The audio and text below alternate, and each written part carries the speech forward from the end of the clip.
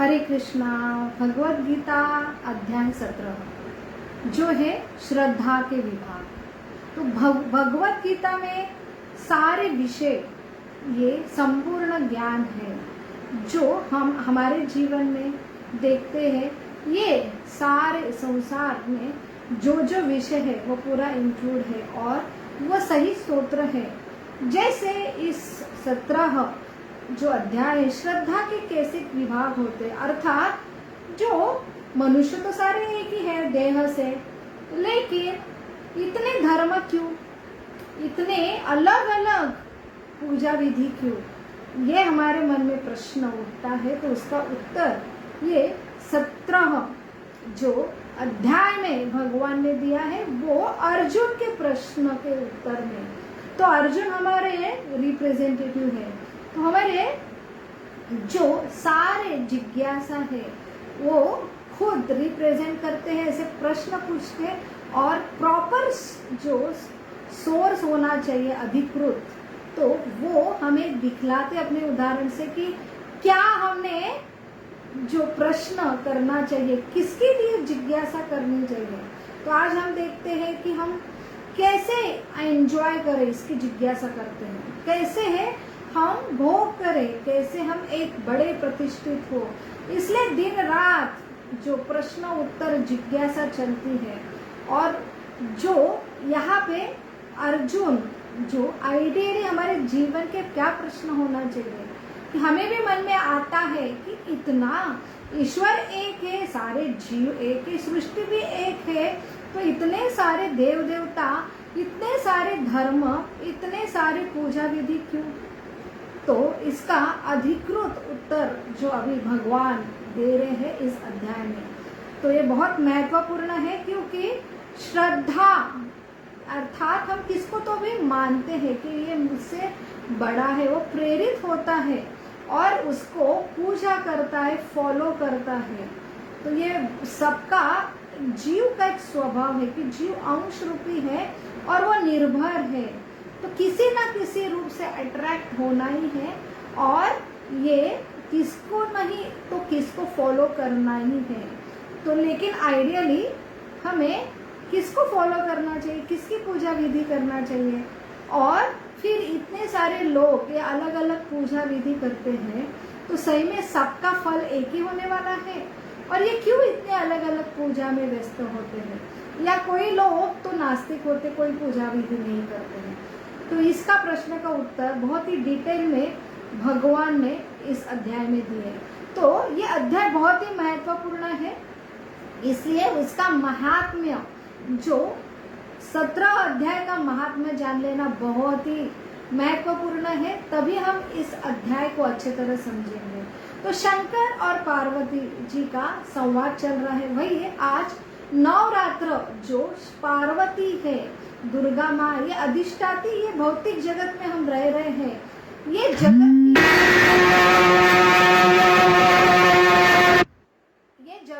की ये माँ है। और यहाँ पे भगवान जो आइडियल गृहस्थ, ये देवों के महादेव जो शंकर जी है, और ये अधिष्ठाता जो हमारे भौतिक जगत की ये माँ है, ये आइडियल गृहस्थ है। दोनों के बीच में हम उनका अनुकरण करते हैं, उनके जैसे बनना चाहते हैं, इसलिए उपासना करते हैं।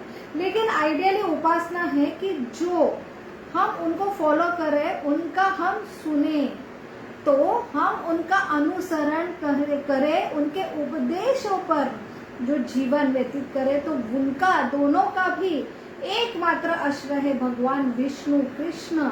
ये भगवान के सेवा में दोनों भी व्यस्त रहते हैं, और ये भौतिक जगत का कारभार जो संभाल रहे हो, भगवान की सेवा के लिए ही कारभार संभाल रहे हैं।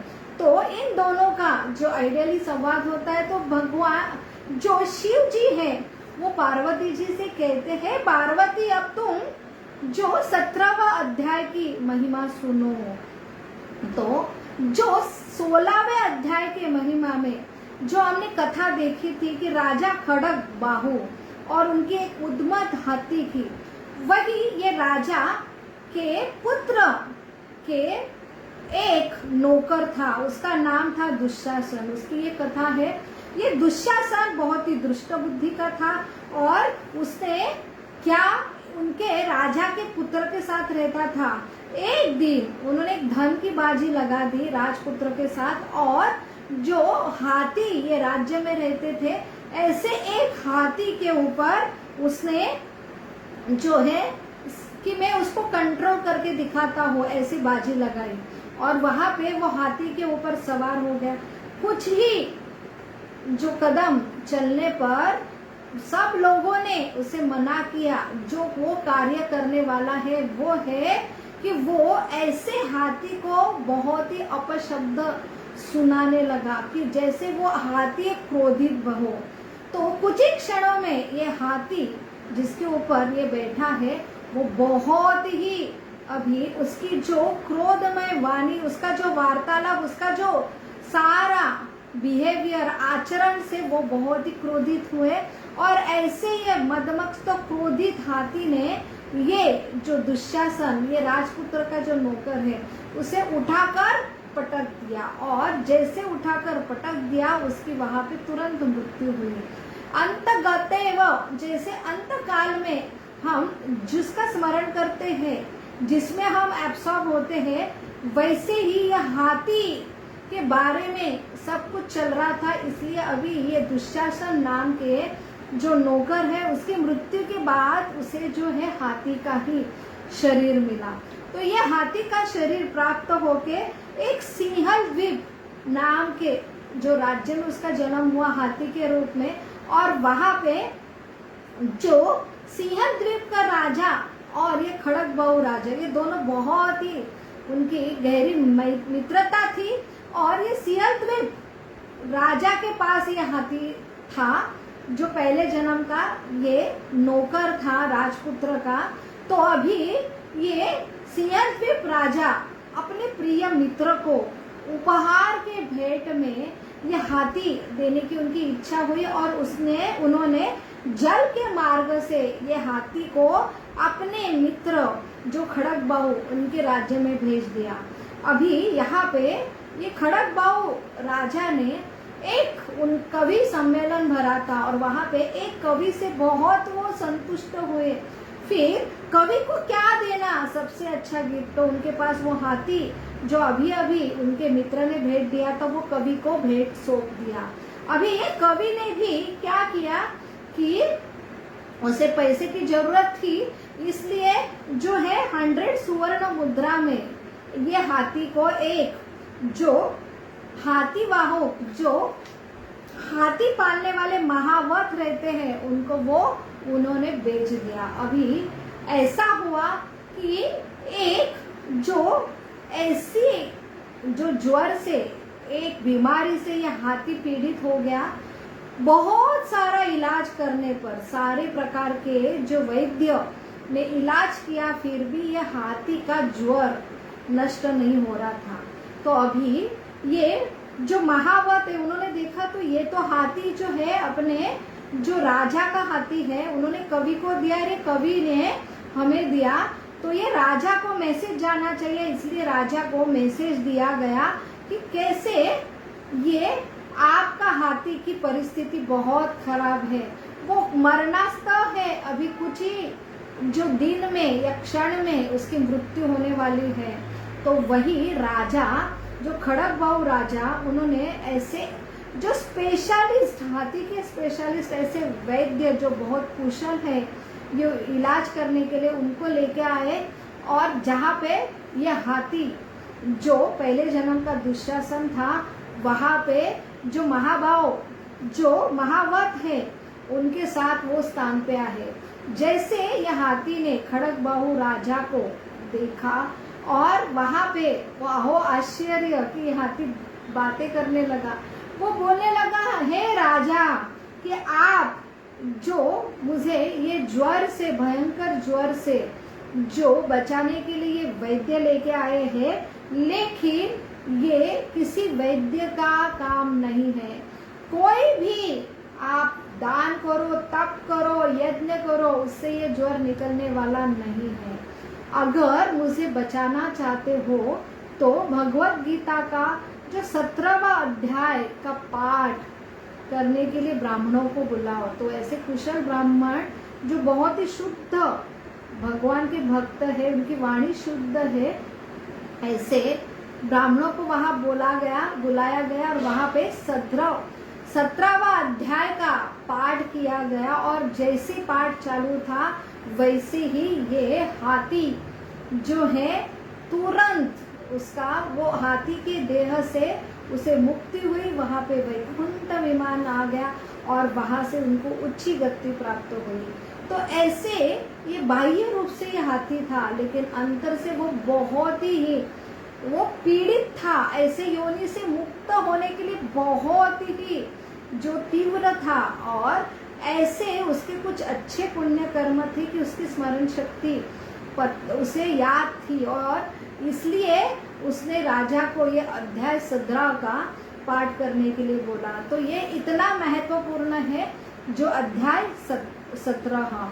तो ये अध्याय जो है श्रद्धा के विभाग, जहाँ पे 16वें अध्याय और 17वें अध्याय का क्या संबंध है एक दूसरे से। तो 16वें अध्याय में भगवान ने जो आसुरी स्वभाव के लोग, दैवी स्वभाव के लोग, इनके बारे में वर्णन किया। तो 2 प्रकार के लोग हैं जो एक शास्त्र को पालन करते हैं और शास्त्र के जो नियम को पालन करते हैं, श्रद्धा करते हैं, कुछ पूजा विधि करते हैं, और वो सत्व गुणी कहलाते हैं, उसे दैवी गुण कहलाते हैं, और वो मुक्ति के लिए जो अधिकारी होते हैं। और दूसरे प्रकार के लोग शास्त्र पालन नहीं करते, कोई नियम वियम नहीं पालन करते। ऐसे लोग कोई उपासना, कोई यज्ञ दान तप नहीं करते हैं, और ऐसे लोग रजोगुणी तमस की वजह से ये उनका अधन पतन होता है नीचे के योनि में, उन्हें आसुरी लोग कहा जाता है।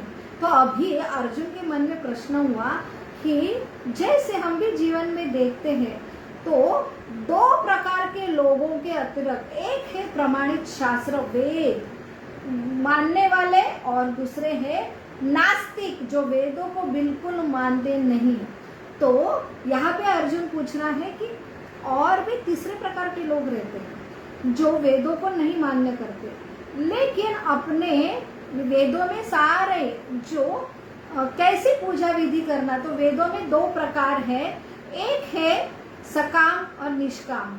और निष्काम में भी जो है कि हम निराकार रूप में पूजा करना और साकार रूप में पूजा करने वाले। तो वेदों में एक जो है कि सकाम करने, मुझे ये चाहिए वो चाहिए, इसलिए अलग अलग वेदों में कि आपको सूर्य की उपासना करना चाहिए अगर हेल्थ चाहिए, आपको उमा देवी अर्थात पार्वती देवी की पूजा करना चाहिए अगर आपको सुंदर पत्नी चाहिए।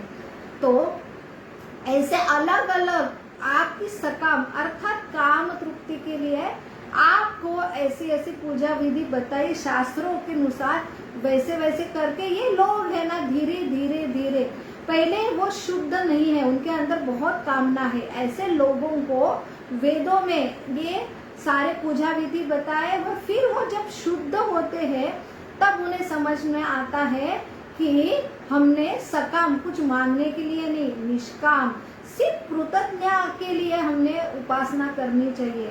और सर्वश्रेष्ठ पूजा है वो भी भगवान कृष्ण जो हमारे पिता है, और उनकी पूजा करके हमने ये जो भौतिक जगत से मुक्ति लेनी चाहिए। ये अल्टीमेटली ध्येय है सारी पूजा विधि का जो वेदों में वर्णित है। तो वेदों में सकाम कर्म के लिए कर्मकांडी पूजा, और अल्टीमेटली जो व्यास मुनि ने जो भगवत गीता और भागवतन की रचना की कि अल्टीमेटली आपको सबसे श्रेष्ठ जो पूजा है उस तक पहुंचना है, जो अपने परम पिता कृष्ण को जान के उनको अहेतु की अप्रतिहता, कोई भी लालसा नहीं है, बस भगवान जैसे हमें प्रेम करते हैं वैसे ही अन्य अभिलाषिता, कोई अभिलाषिता नहीं है। प्रेम करने वाला पिता जब समझता है तो अनायास हम वही प्रेम का रेसिप्रोकेशन करते हैं, उससे जो कहते हैं शुद्ध भक्ति, वो स्तर पे करना। ये आइडियली ये वेदों का जो है कि संचलन हुआ है कि जब तक आप कृष्ण तक नहीं पहुंचते तब तक ये अलग अलग उपासना है। लेकिन और एक लोग यहाँ पे हम भी देखते हैं, जो अर्जुन का ऑब्जर्वेशन था कि ऐसे भी लोग हैं जो कोई वेद वेद नहीं मानते लेकिन अपने मन ढंग से पूजा करते हैं, उपासना करते हैं, उनकी भी श्रद्धा रहती है। तो ये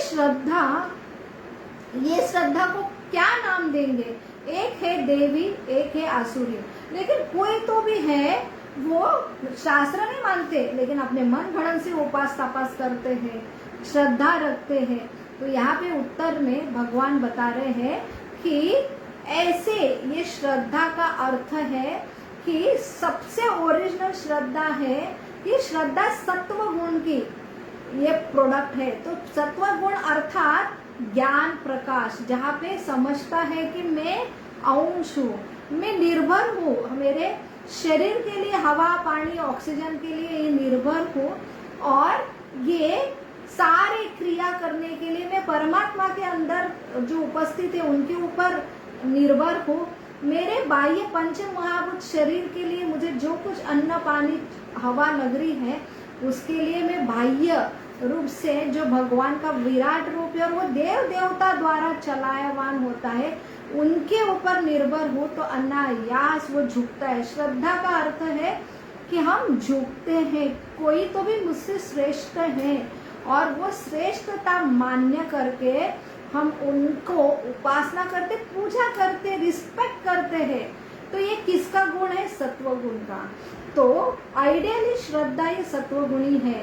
पूर्ण रूप से जो सात्विक है वो आइडियली प्रकाश में रह के भगवान को जानेगा कि भगवान सर्वश्रेष्ठ पालन करते हैं और मैं एक क्षण भी उनके ऊपर में उनके बगैर नहीं रह सकता, पूरा निर्भर हूँ। तो ऐसा ये प्रकाश से हमें समझ में आता है हमारा स्वरूप क्या है, भगवान का स्वरूप क्या है।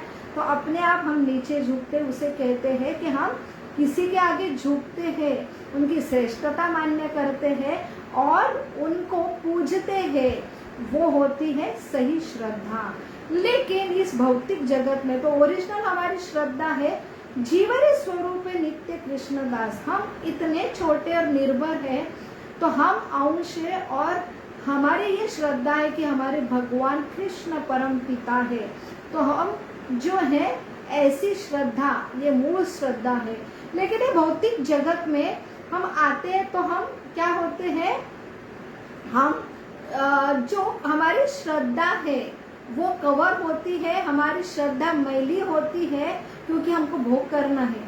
तो रजस और तमस गुण तो ये हमें भुलाते हैं कि हम अंश नहीं है, हम किसी के ऊपर निर्भर नहीं है, बल्कि ये रजो तमो के गण के वजह से हम किसके ऊपर फिर स्वामी बनना चाहते हैं। और ये गुणों के प्रभाव से क्या होता है, हमें स्वामी बनना है, हमें भोक्ता बनना है। तो यह मद होता है, हम छोटे होंगे तो भी दूसरों को रिस्पेक्ट देंगे, लेकिन ये प्रकाश ही ढक जाता है कि हम छोटे ही नहीं है, हम तो सर्वश्रेष्ठ है, महान है। और पूरा प्रयास जीवन का यही चलता है कि मैं कैसे महान हूँ, सबको मेरे आगे कैसा झुकाओ।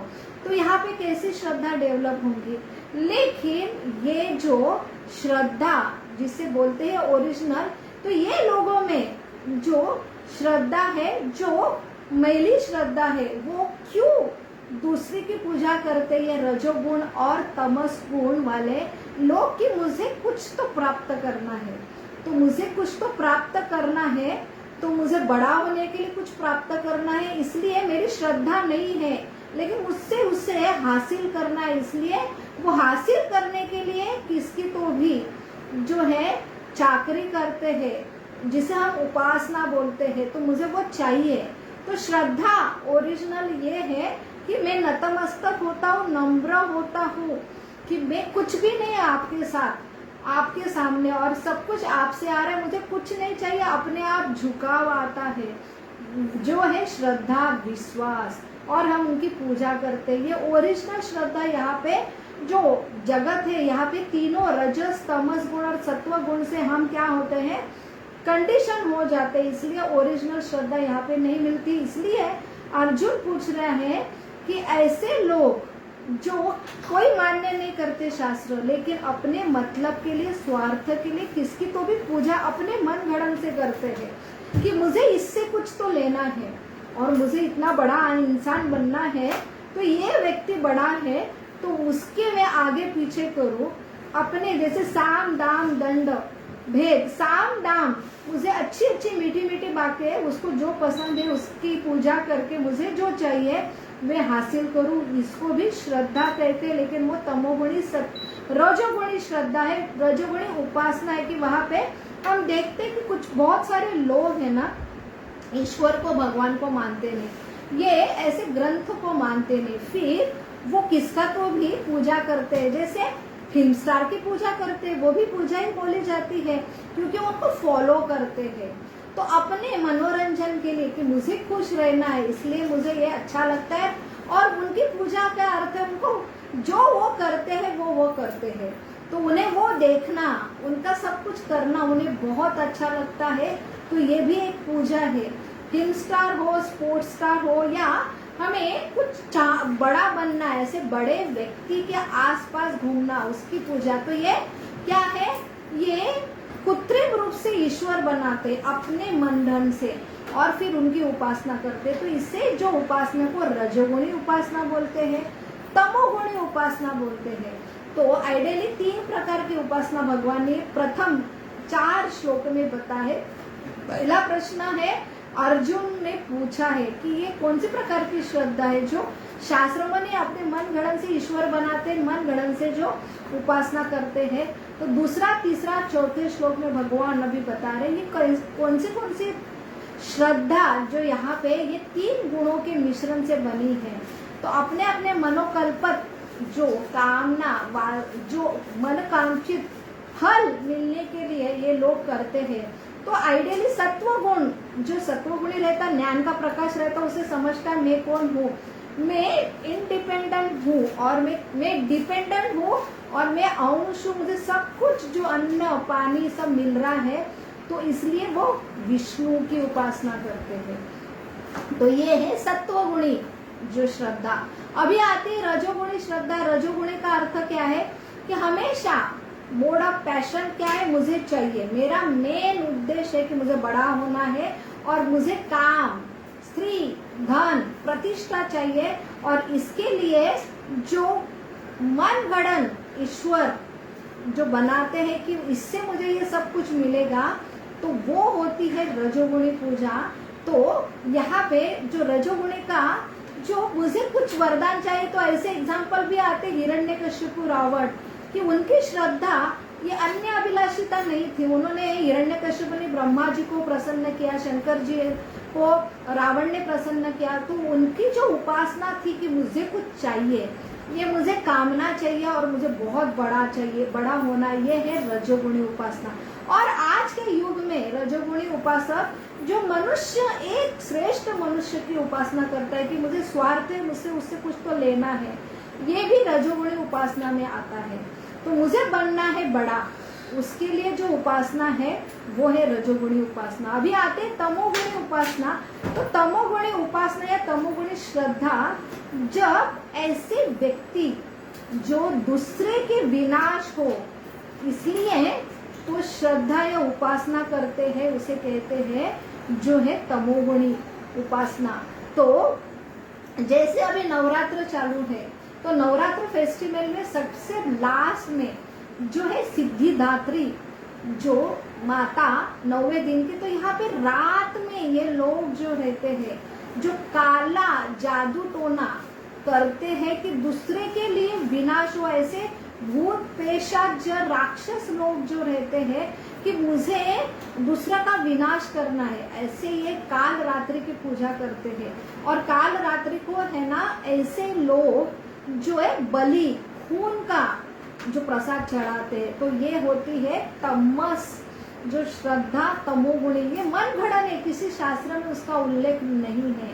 तो जो ऐसे विनाशकाली के लिए जो ऐसी उपासना करते हैं उसे कहते हैं तमोगुणी श्रद्धा।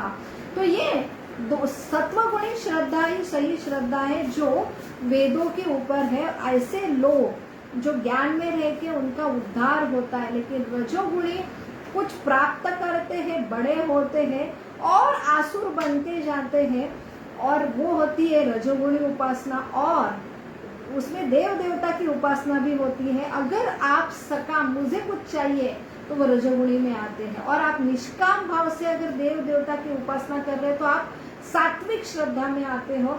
और तामसिक में जो है भूत पिशाच, ये काला जादू, रात के समय वो लोग जो विधि करते हैं, पूजा उपासना करते हैं, तो वो होती है जो है तामसिक श्रद्धा। तो ऐसे ही ये जैसे उनका मनोभाव है, तो भगवान यहाँ कह रहे हैं कि ये श्रद्धा कि उनको वो चाहिए, उसके हिसाब से उनके गुणों के द्वारा ये श्रद्धा वो विकसित होती है, और श्रद्धा के द्वारा वो उपासना करते हैं, फिर मन चाहे वंचित जो फल प्राप्त करते हैं, और उसके बाद जो उनका गणतव्य, जो गति आगे की डिसाइड होती है। तो उसमें प्राणियों की भी उन्होंने जो उल्लेख किया है कि जैसे प्राणी योनि, तो ये तमस योनि है, उसमें समझ में ही नहीं आता कि मैं आत्मा हूँ, यहाँ पे हमें भौतिक सृष्टि में मैं अलग हुआ हूँ, यहाँ पे अधम ऐसे प्राणी योनि में अटका हूँ, तो ये पूरा अंधेरा, इसलिए तमस जो योनि है। लेकिन प्राणी का अगर डिवाइड किया तो गाय जो है सत्व गुण में है, जो शेर, सिंह, ऐसे नॉन वेजिटेरियन जो प्राणी है वो जो है राजसिक है, और तीसरे जो है जो गिधाड़ है, तो ऐसे जैकल है, तो वो तमस, सबसे तमस में तमोगुणी ऐसे योनि है।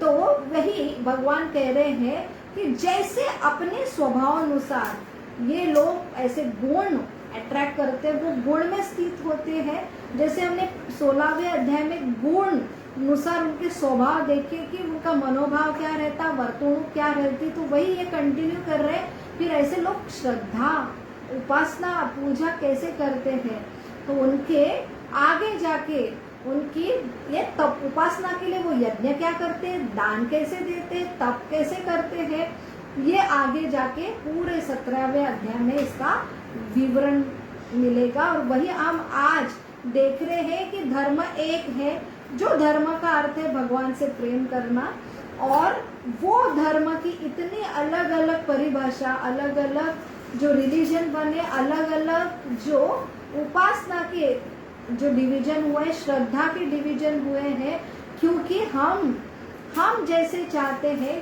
क्योंकि हमारा मनोभाव जैसा है, इसलिए भौतिक जो 3 त्रिगुणात्मक शक्ति अपने ऊपर एक्ट होती है, और उसके अपने स्वभाव के अनुसार हम अलग अलग धर्म, रिलीजन, जाति, अलग अलग उपासना हम तैयार करते हैं और पूजा भी देते हैं।